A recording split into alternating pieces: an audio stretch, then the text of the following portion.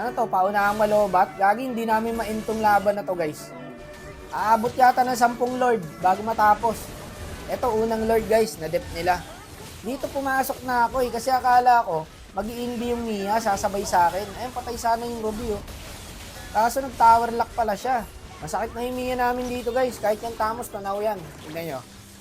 Lulusawin niya yan, boy. Sayang, kung sumabay siya kanina sa ulti ko, patay yung dalawa. Sakit na ng Mia namin dyan, boy. O, kaso ang problema, hindi namin ma-end, eh. Kahit anong gawin namin, boss, eh. Ang hirap din kasi talaga ng Digi Iksha, guys. Tas high points pa yung Iksha dito, 300 star. Ito, pangalawang Lord. Ang tagal ng laban na to, boss. Umabot talaga ng late game. Ang galing ng ginagawa ng Tamos, guys. Pinopront niya lang kami para hindi namin maabot yung Digi Iksha.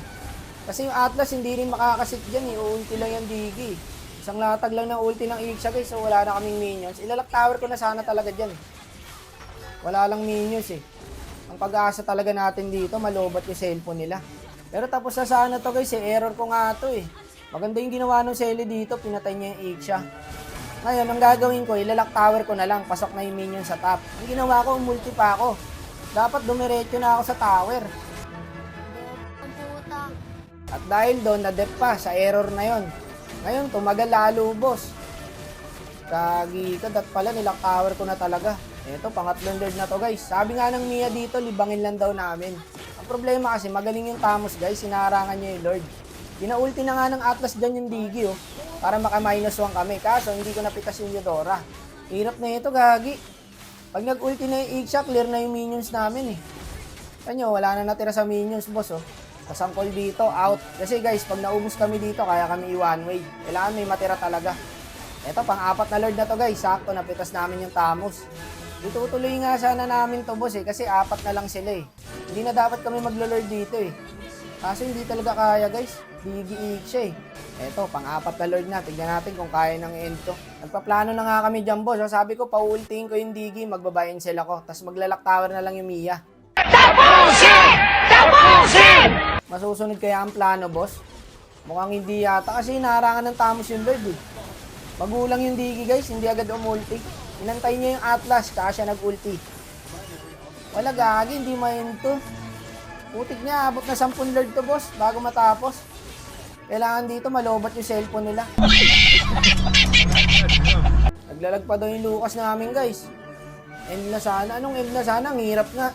Tapos ang plano naman dito, papasukin daw yung minions. Paano mapapasok yung minions? Nakiklear agad ng Iksha. Isang ulti lang.